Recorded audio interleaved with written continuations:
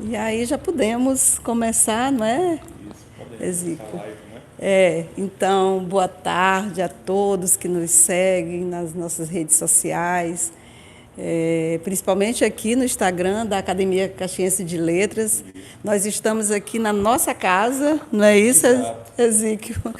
E é com muita satisfação que eu estou aqui, porque a gente tem ficado bastante isolado, né, sem essa convivência que a gente gosta tanto aqui na academia.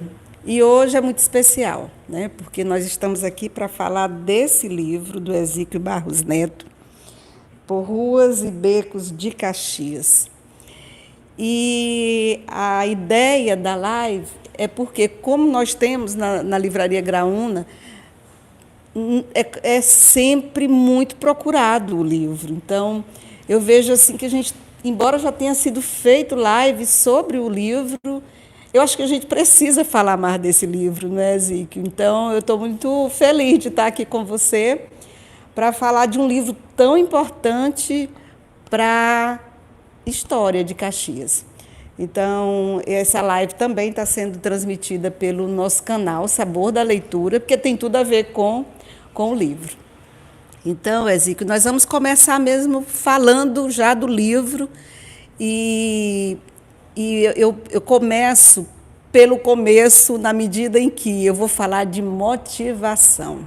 Eu sei que a sua formação, obviamente, determinou a motivação para a pesquisa do livro.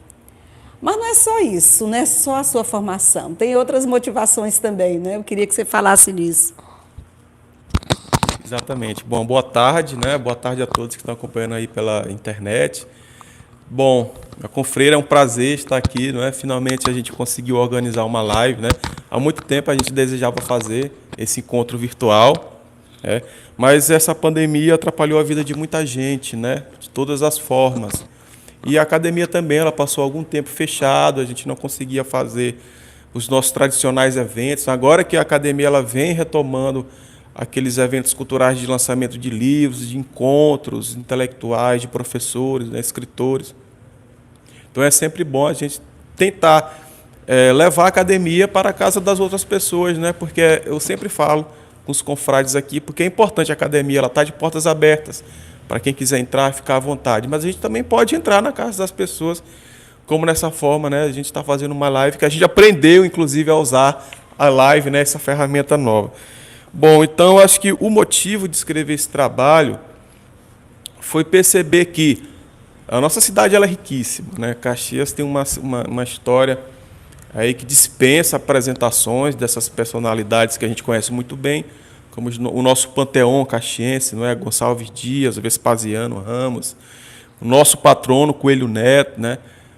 Mas nós temos muito mais a pesquisar, a conversar, né, e a explanar para as outras pessoas, né, a nossa riqueza cultural. E um dos motivos foi justamente esse, para, primeiro, a história que todo mundo conhece, ou seja, aquela oficial que a gente gosta de citar, oficial, que ela seja registrada com mais complementos, né, porque esse livro ele foi feito uma pesquisa usando já a bibliografia existente, né, do Mício Coutinho, César Marques, todas essas referências nossas da literatura e da cultura, mas nós resolvemos, então, ampliar o conhecimento. Bom, vamos atualizar, né, vamos colocar mais pessoas, né, porque o livro ele conta a história de Caxias, mas baseado nos seus logradouros públicos, ou seja, são as ruas, os becos, as praças. Olhar, né?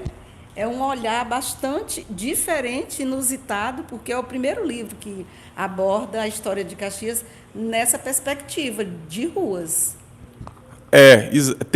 Tem um livro já feito lançado em 92 pela Câmara de Caxias, inclusive foi a professora Letícia, foi uma das pesquisadoras deste trabalho, e que eles fizeram um estudo sobre as ruas da cidade, destacando os pontos comerciais, né? De algumas ruas, as ruas centrais, né, do nosso chamado centro histórico, né? Então, na verdade, foi um trabalho, um dos que nos inspiraram para continuar essa pesquisa, né? Eu sempre gosto de falar nós, porque esse trabalho não é só meu, tá? É um trabalho feito a diversas mãos, né? Inclusive, a Confreira aqui foi uma das pessoas também que participou desse trabalho. Tiveram à frente o Renato Menezes, o João Antônio Viana, o Isaac Souza, que foi recentemente eleito para a nossa casa, né? Pessoas que trabalham, o Ibson Carvalho, pessoas que trabalharam no Cartografias Invisíveis de 2015. Então, bom, nós já tínhamos uma experiência de trabalhar nesse meio coletivo, né? Eu já tinha uma pesquisa inicial, um embrião desse trabalho sobre as ruas da cidade de Caxias, então vamos somar. Inclusive o conhecimento deles também sobre as ruas da cidade, né? Muito conhecimento. A técnica de pesquisa, a metodologia que foi aplicada, o Isaac ele contribuiu bastante com essa técnica, professor já da UEMA. Então, e o Ibson também, né? Ele conhece muito essa região mais folclórica da cidade, mais popular. E o legal do livro é isso, porque a gente não se prende apenas ao centro. Partimos para todos os logadores da cidade, como inclusive as áreas periféricas, onde está a camada popular, né? Então, e nesse aspecto que eu vejo assim, o ineditismo da tua obra é exatamente porque ela teve essa ampliação e não ficou restrita a essa questão mais tradicional da cidade, ou seja, ela dá conta mesmo da história, porque mostra uma Caxias ampliada para além do seu tempo, né? Porque vem na linha do tempo, mostra o antigo, o bem antigo, vamos dizer, o desse século, mas o de agora. Não é isso? Bem atual. Né? Bem atual. Então, o ineditismo está exatamente nisso, nessa amplitude toda que o seu livro abarca.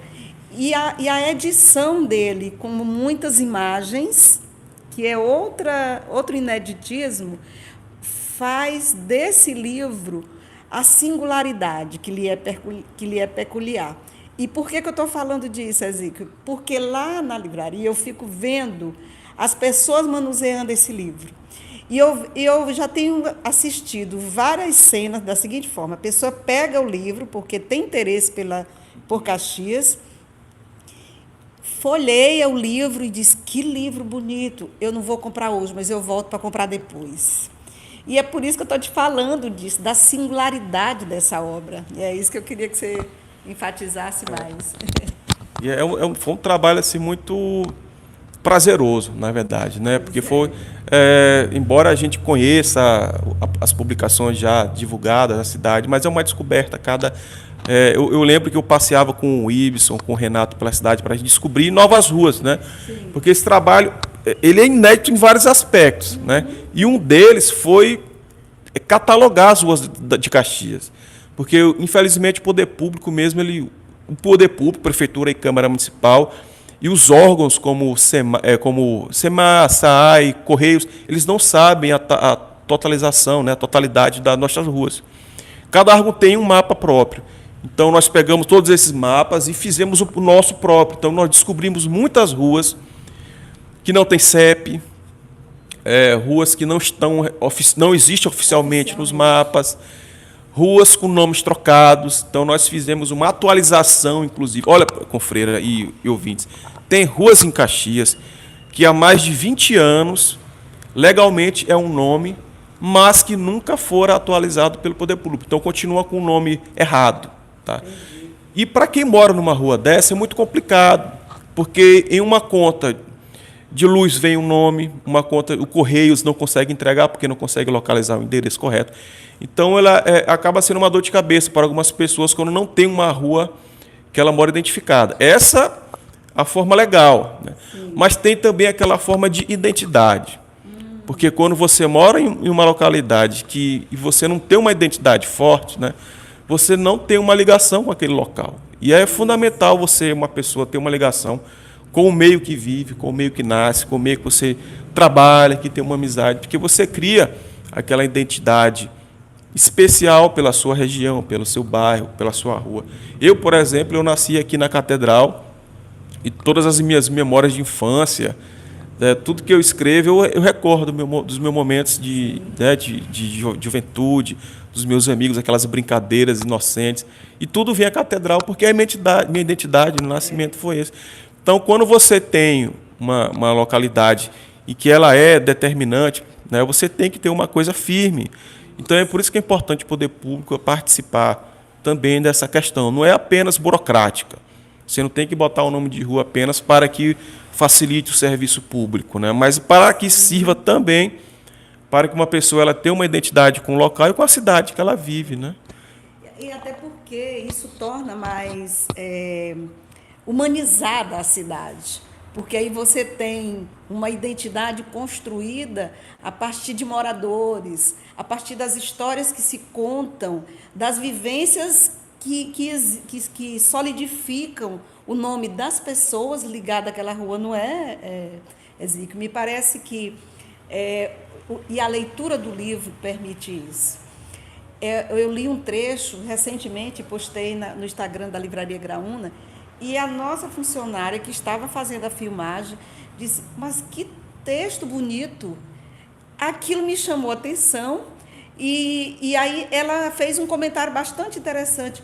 Olha, ela se interessou em ler mais, foi folhear mais o livro e disse o seguinte, eu não sabia que já existiu aqui uma praça da Bíblia. Que já existiu antigamente, que perdeu o nome porque mudam muitas coisas, que é um aspecto que você pode falar sobre essa mudança de nomes, porque eu lembro que eu li a respeito disso, porque coloca o nome de uma pessoa, depois mudam, não é isso, Ezequiel? Seria interessante você Exatamente, né? Então foi um dos nossos ganhos assim dessa publicação, foi essa correção, né, de nomes. Por exemplo, eu falei da catedral. A gente chama ela de Praça Catedral porque fica a igreja catedral, né? A sede da Diocese de Caxias. Mas ela não é Praça Catedral, né? O nome dela é Praça da Amizade, nome oficial, que foi bonito, não é? Lindíssimo, porque foi uma praça. Essa Praça Catedral, ela é aquele Largos da época dos portugueses, né, da nossa colonização. O urbanismo português, eles não tinham essa praça que a gente conhece hoje em dia, né, como local de sociável, urbanizado, com arborização, bancos, passeios. Eles não tinham isso, era um espaço aberto, amplo, que você tinha a igreja e ao redor diversas residências ou pontos comerciais, como foi aqui a Igreja dos Remédios. Né? E na década de 1960, a Dini Silva, esposa do Rodrigo Silva, ela era presidente do Rotary Club, residente em frente à praça, e ela Casa da Amizade. E a Casa da Amizade. Então, o Rotary se reuniu e resolveu urbanizar a praça. Se você observar a praça, ela é em forma de ela é bem irregular, né? Ela não é um círculo, também não é oval, ela é uma espécie de leque. Por quê? Segundo a Dini Silva e as damas do Rotary, a praça deveria ser em forma de leque. O leque que as damas usam, porque foi uma praça feita pelas damas do Rotary. Então, Praça da Amizade devido à Casa da Amizade do Rotary Club. Mas até hoje, nos documentos dos órgãos públicos, a praça é Praça Magalhães de Almeida. Porque um dia ela se chamou, mas isso na década de 1920. Olha quanto. Porque o Magalhães de Almeida era Ou seja, um século atrás. Exato, uns 100 anos atrás. Ele era deputado federal, depois ele foi governador. Sim. Mas essa praça recebeu o nome dele quando ele era deputado federal pelo Maranhão. Só que depois a praça mudou de nome de novo. Foi a praça, devido a um presidente da República, que agora me falhou o nome, Nilo Peçanha. Mudou para a Praça Nilo Peçanha. Isso em 1920 também. E até hoje continuamos chamando Praça Magalhães de Almeida. Então, é uma das correções que nós fizemos nesse trabalho, né? E entre outros, por exemplo, essa história, né, que a senhora falou, acabou de falar, que a funcionária chamou a atenção dela, né? Então tem muita biografia de pessoas populares que dão nome a logradouros públicos. Sim. Eu gosto muito de citar a Dona Domingas, que é uma rua que passa ali à margem do trilho do trem, divisa com o centro São Francisco. Ali para quem vai para o Seriema, Ipen, é uma rua que fica margeando ali a férrea. É a antiga rua do Trilho Velho, se não me falha a memória. E hoje se chama Rua Domingas. Domingas foi uma mulher nascida na zona rural de Coelho Neto. ela ficou grávida e a família não aceitou, né? Naquele tempo era muito difícil. Ela veio a pé para Caxias, então aqui ela teve o filho, aqui ela trabalhou na fábrica, que hoje é o Centro de Cultura, então ela foi uma mulher guerreira, que lutou muito, tabus, isso, né? Quebrou tabus, paradigmas, né? Ela montou, isso, montou sua família e morava lá, nessa rua, né? Ou seja, era uma história interessantíssima, popular de Caxias, e que ia se perder se alguém não contasse, né? Mas o mais importante que contar, você tem que registrar, né? Sim. A mesma motivação que eu tive com relação à dança do Lili. Se fala a luta do Pelé, uma luta tão bacana, mas na forma de livro é outra história, né, Zico? Então, eu vejo que a nossa função enquanto membros de uma academia, Caxias de Letras, é essa mesmo. Então, é isso que nos motivou, que continua nos motivando. E agora eu já vou para uma outra pergunta, e você já pode me responder, que é sobre a questão da receptividade. Eu falei da receptividade da obra enquanto livreira, né? Mas o que você tem a dizer sobre a receptividade de outras instituições? E uma coisa também que eu gostaria que você colocasse, de comentários assim das pessoas. Alguém comenta algo curioso e pergunta para você. Como é que tem sido isso?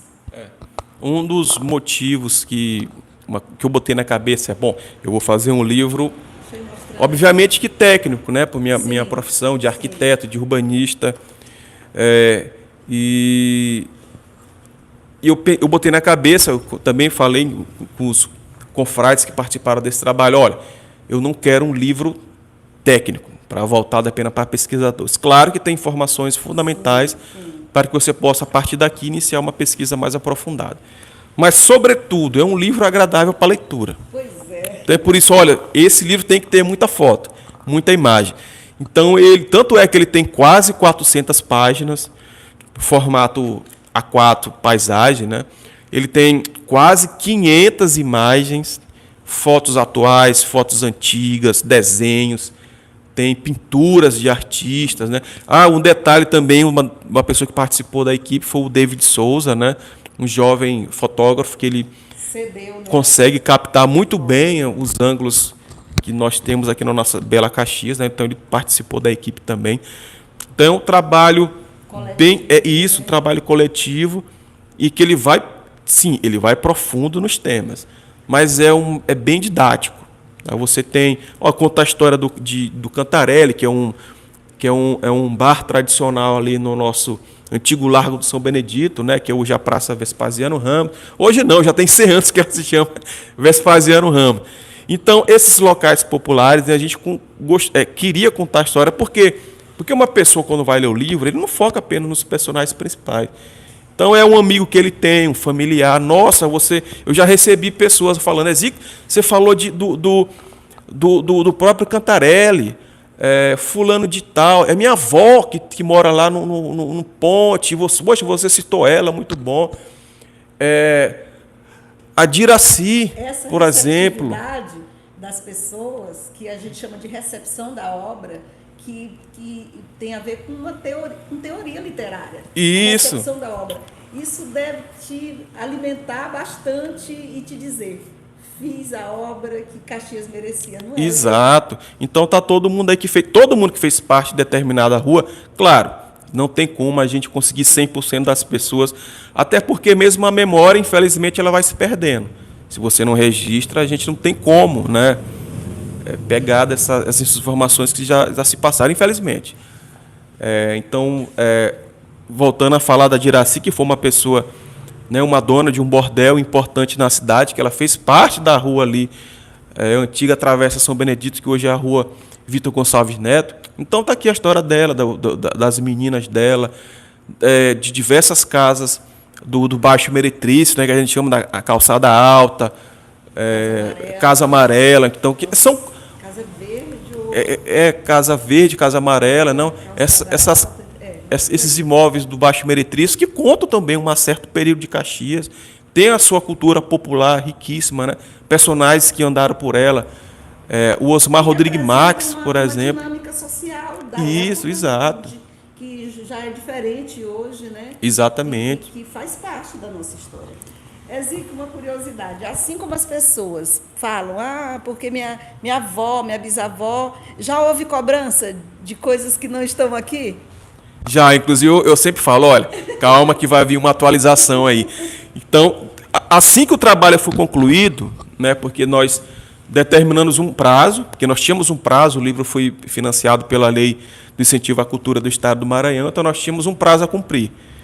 Então, determinado mês, as pesquisas se encerraram, entrou-se na fase da diagramação, depois que vai para a gráfica, fazer a impressão da boneca e etc., né, até o lançamento. Então, assim que encerrou a pesquisa, eu continuei procurando material. Então, muitas pessoas, quando olharam o livro, poxa, faltou fulano de tal. Pois pronto, pois você vai acabar de contribuir para o segundo livro, né, para atualização. Então, já tem umas 3 folhas que eu estou fazendo preenchidas de dados atuais, de pessoas que ficaram de fora, mas ficaram de fora porque nós não conseguimos, infelizmente, né, captar todas as informações. Teve outro detalhe, a pandemia. Sim. No final da pesquisa, chegou esse período pandêmico em que as pessoas ficaram com medo de receber outras pessoas, então foi muito difícil para a gente poder fazer uma entrevista com alguém, que a gente não podia mais ir para a rua. Então isso dificultou, de certa forma, esse finalzinho de pesquisa também, né? Mas o próximo vai vir. Vai vir, né? Uma outra questão é que essa obra, ela está a serviço da cultura e da educação. Isso aí estamos certos disso, e temos convicção disso. Então, porque o que eu fico pensando? É o meu olhar de educadora, né? Eu já fico pensando nesse livro ser trabalhado nas escolas. Porque não faz sentido, assim, que um livro dessa natureza, com a pesquisa de monta que você empreendeu junto com outras pessoas e já baseado em outras publicações, como você colocou, não faz sentido ela ficar... Uma pessoa compra, faz parte da sua biblioteca particular, ela está aqui na academia, pode estar em outras instituições, na biblioteca da UEMA, na biblioteca do município. Porém, eu vejo a obra com um alcance tão imenso do ponto de vista da formação de gerações, que esse livro ele é um livro para estar em todas as bibliotecas de todas as escolas do município. Você concorda? 100%, né? 100%.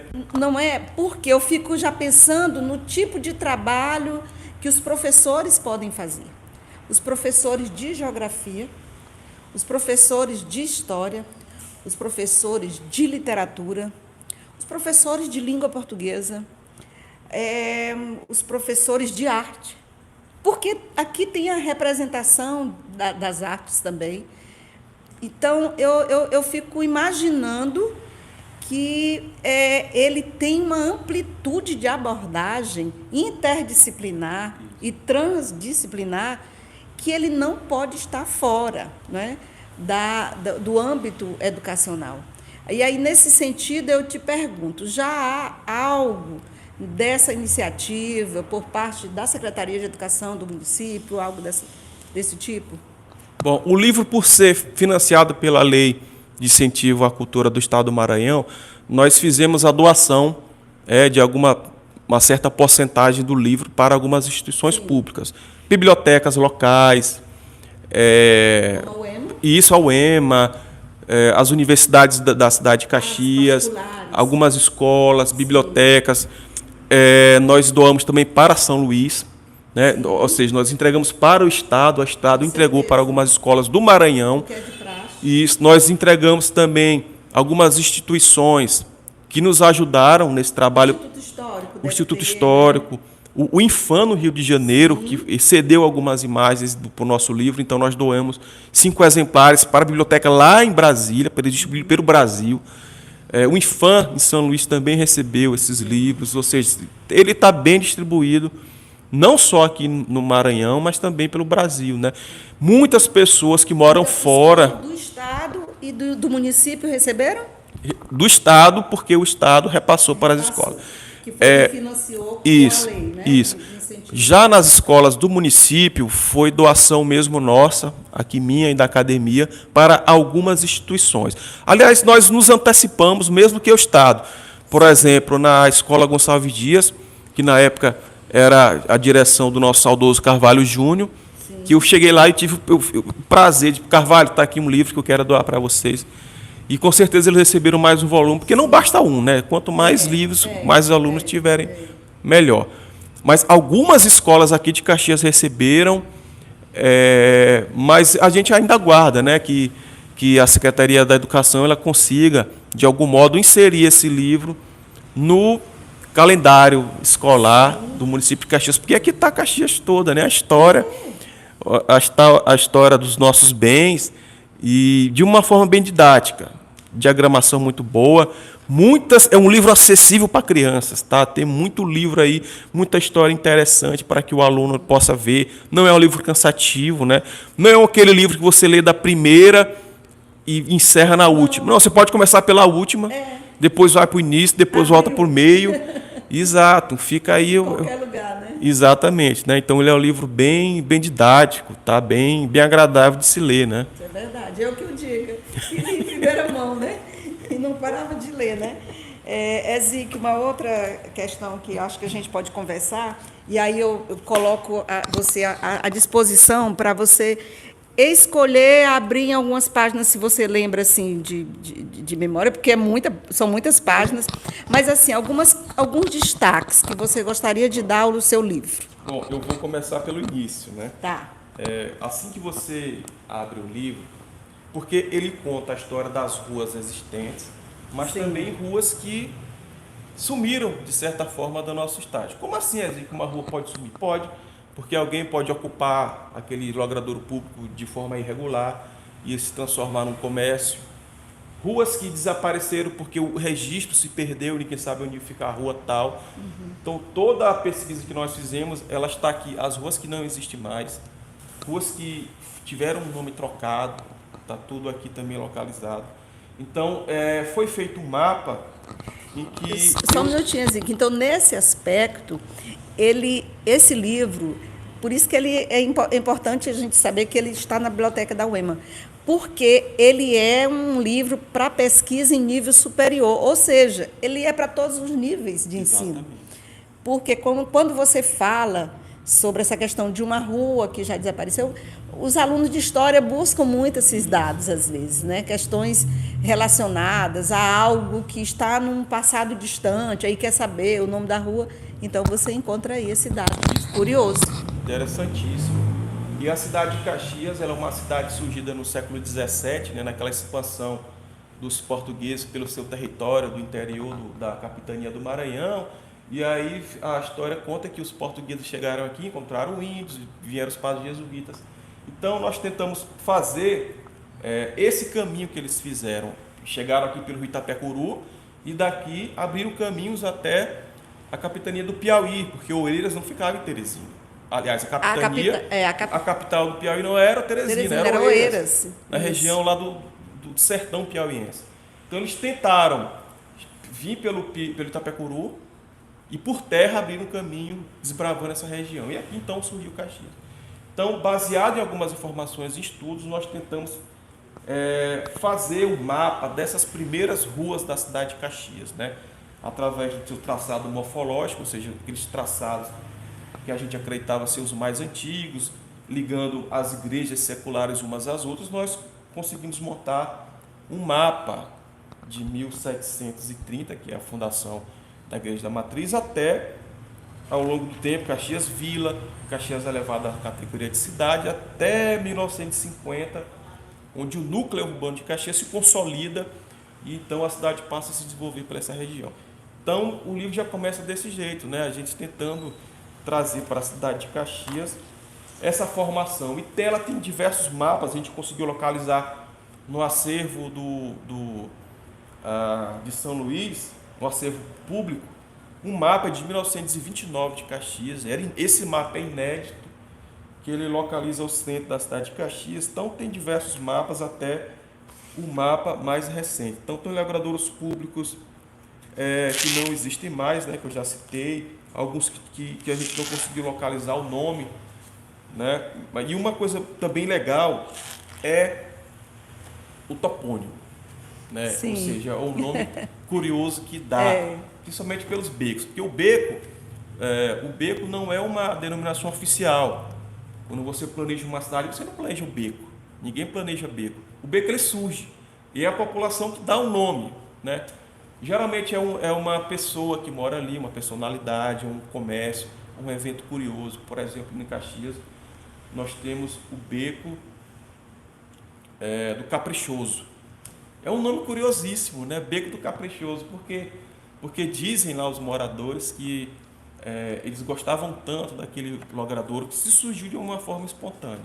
Então as pessoas se arrumavam com as melhores roupas que tinham, eles iam para lá namorar, já. E outros dizendo o Beco do Caprichoso é porque as pessoas gostavam tanto daquela região carente que eles moravam, que eles caprichavam na limpeza do logradouro público. Então esse nome ficou. Gente, tá? é muito legal isso. Isso, você tem, por exemplo, saber. o antigo Beco do Cotovelo, que hoje é Rua do Cotovelo. Mas por que cotovelo? Sim. Não é a anatomia, do corpo humano. Então eu tenho duas teorias. Uma é o cotovelo porque fulano fala pelos cotovelos, uma expressão popular, né? Ou seja, a pessoa fala demais, uma pessoa fofoqueira. E o outro segundo um grande folclorista, não é? O nosso... Bom, agora esqueci o nome. Camaracas. É o folclorista que ele está aqui, deixa eu ver se eu consigo localizar. Ele fez um catálogo, né, do folclore nacional, e ele disse que essa expressão, bater com o cotovelo, era quando os casais eles brigavam. Não é Câmara Cascudo? Câmara Cascudo, que é o maior folclorista. Ele fez eu me lembro livro, disso. Catálogo, né, do folclore nacional. E quando os casais eles brigavam, eles iam dormir, né, juntos na rede, eles ficavam batendo o cotovelo no outro, né? Cotovelo no outro. Para ter a reconciliar, né? E aí você... Inclusive casais, o texto do Renato que abre os becos é muito interessante. Se você conseguir achar aí nessas páginas todas, mas você conhece o livro, para a gente ler no final, talvez... né? Então, ou seja, os casais eles iam namorar de madrugada e ficavam no beco do cotovelo, porque ele ficava ali, era um beco próximo também à região do Baixo Meretrício, porque ela era uma região portuária, então tinha diversas casas também, né, desses bares, casa para trabalhador braçal, do porto. Tinha o Beco da Barrinha. Por que Beco da Barrinha? Né, porque era uma casa cheia de prostituição que de menor não podia ir. Uma criança não podia andar na rua. Então a criança era barrado. Sim. Então, o Beco da Barrinha, porque as crianças eram barradas. São nomes aqui assim não pode passar. Que merecem ser preservados, né? E muitos nomes também, não só. E é interessante como esses nomes dizem questões sociais, culturais, de comportamento, né? Regras de convivência, de estudo de um povo, né? De uma comunidade, de um local, de uma cidade. Isso reforça um local de pertencimento das pessoas, né? Mas não só os populares, mas também diversas personalidades nossas, por exemplo, o conselheiro Simval, que é um caxiense que a gente deve ter o maior orgulho, que foi presidente de 4 estados, na época não era governador, era presidente, né? Do Amazonas, do Pará, Piauí, Pernambuco. Ele tinha o nome de uma rua, mas trocaram por nome de um outro político, né? Então essa pesquisa que ela é importante para que esses nomes eles sirvam para que as pessoas compreendam, entendam, conheçam e elas mesmo defendam, não, esse nome aqui tem um valor importante. Então não pode você trocar por um político que nunca pisou aqui nessa rua, né? Só porque você tem que homenagear alguém, tá? Sim. Esse livro ele faz o levantamento de diversos nomes repetidos de rua, tá? Tem nome de santo. Tem, por exemplo, São José. Tem umas 10 ruas com o nome de São José. Rua 1, Rua Projetada, também, 15 de cada. Quer homenagear um político? Pois pegue uma rua com nome repetido. Desse dê. Sim. Tá? Mas não substituir, né? O nome desse, que é importante. Né? É verdade.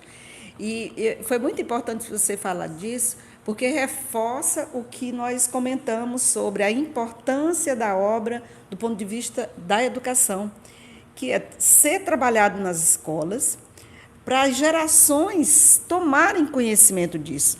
Porque esse sentimento de pertencimento, Exíquio, ele precisa ser trabalhado também. Isso, né? exatamente. Porque as gerações antigas sentem têm esse sentimento de pertencimento.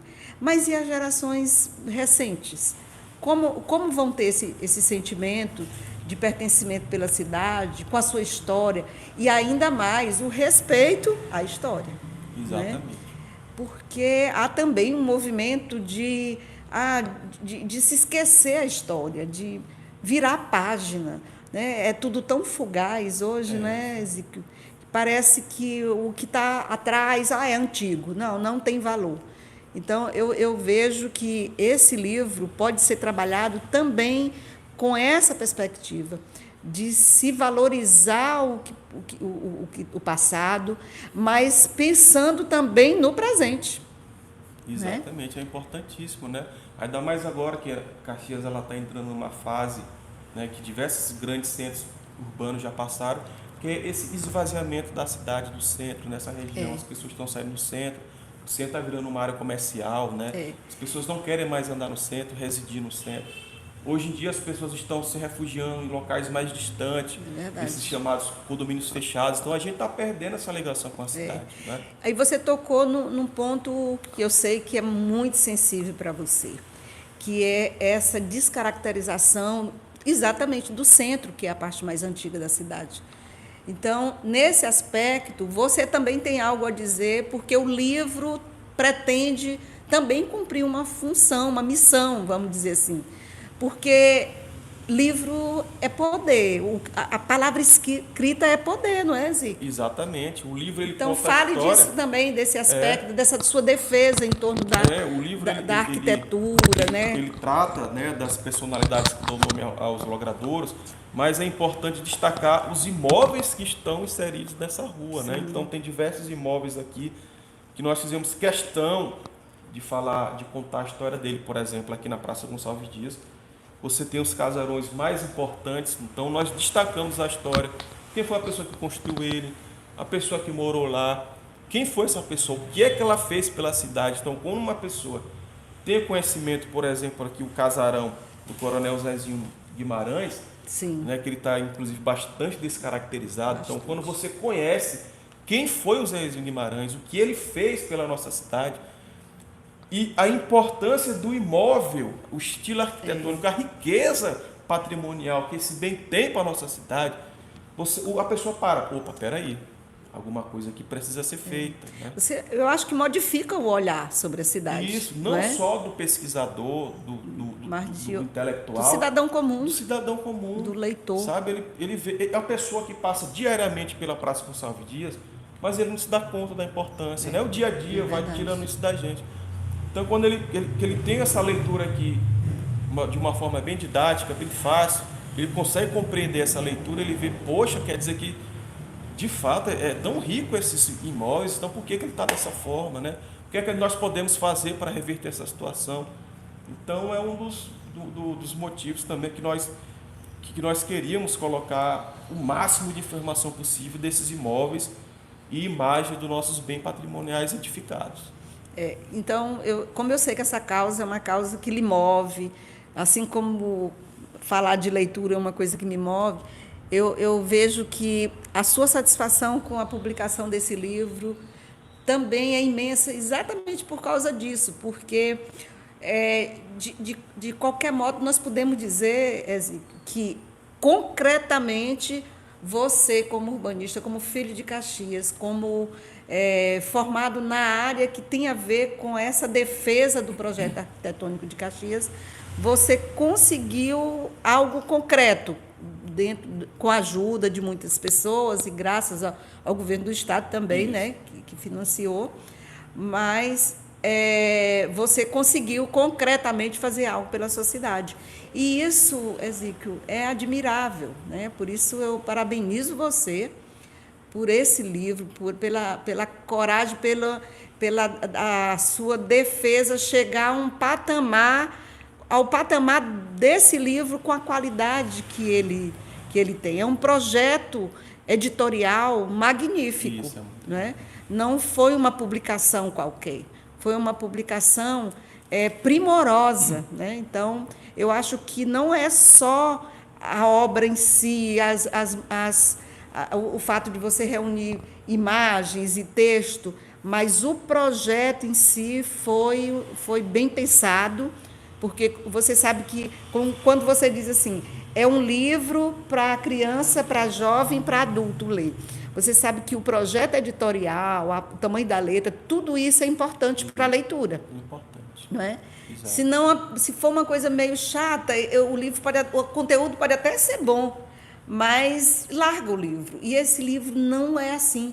E eu vejo como isso acontece lá na livraria Graúna, o pessoal olha e olha, eu venho comprar esse livro, eu vou comprar esse livro e mandar, já ouvi bastante isso. Eu vou comprar esse livro e mandar para meu irmão que mora em Brasília há muito tempo. Eu vou mandar para um sobrinho que é apaixonado por Caxias. Então, esses depoimentos eu fico ouvindo e olha que coisa curiosa. É muito legal. Não tem presente melhor do que um livro, né? E livro sobre sua terra. Sobre sua terra. Então, eu digo, olha, gente, aproveitem. Olha, está chegando, vem o Natal. Aproveite porque é um excelente livro. Olha, para o Dia do Namorado, é excelente. Eu fico sempre falando do livro lá, né? Então, Ezequiel, mais alguma coisa que você gostaria de... Eu só queria reforçar... Já vamos, né? Já quase uma hora, né? Ainda tem 10 minutos ainda para a gente falar. E você fica à vontade para falar mais outras questões dizer que interessantes do livro. Ele foi feito, né, pela Lei de Incentivo à Cultura do Estado do Maranhão, mas ele foi lançado com o selo da Academia Caxiense de Letras. E o financiador desse projeto, né, foi uma empresa aqui de Caxias. Pode que falar, foi o né? Armazém Rio Piranhas, né? Isso. Ele acreditou no projeto, gostou, né, adorou. E é o que eu sempre digo, um livro, ele é lançado, mas ele fica para a eternidade. Até hoje nós pegamos aqui o livro, por exemplo, César Marques, que tem, Sim. lá se vai seus mais de 100 anos, né? Até hoje ele serve como referência, né? Então esse livro aqui eu espero que sirva também como referência desse período que nós estamos vivendo. E a empresa vai estar aqui, né? Enquanto o livro existir, vai estar aqui o nome da empresa, o nome do estado do Maranhão, né? Ezequiel, você tocou no aspecto, na materialidade do livro, e quando eu escuto as pessoas dizendo que o livro é caro, quando a gente compara o valor do livro no Brasil com outros países, Europa, por exemplo, tem uma política realmente de leitura nesses países desenvolvidos que publicam muito, aquela alta literatura ou a literatura mais recente, vamos tirar o nome alta literatura, porque parece até pedante, mas os clássicos, que é uma obrigatoriedade das crianças e dos jovens conhecerem, esses livros são publicados com preço bem baixo, de modo que todo mundo tem acesso. A gente sabe que o livro ainda é um objeto, e eu chamo objeto do desejo, que tem um valor elevado quando você pensa nas classes populares. Isso é fato. Porém, quando você compara o livro com outros objetos que as pessoas compram até sem poder, como o celular, por exemplo, eu digo, gente, o livro não é caro. Exatamente por isso que você falou. Primeiro, pela materialidade do livro. O livro, se você tiver cuidado, dura 100 anos. Então, nesse aspecto, o livro não é caro. Enquanto objeto do desejo, ele é exatamente isso, para despertar o gosto pela leitura, o desejo de ler, o desejo de conhecimento, para alimentar o imaginário, para tangenciar as emoções, para levar você para outros lugares que só as asas do livro permitem, né? Então, eu vejo isso também, você tocou nesse aspecto, eu só quis aqui falar dessa importância do livro e dizer que, não, o livro não é caro nesse aspecto, não é quando você pensa na durabilidade, se você tiver cuidado, e no benefício que é você ter o livro nas mãos.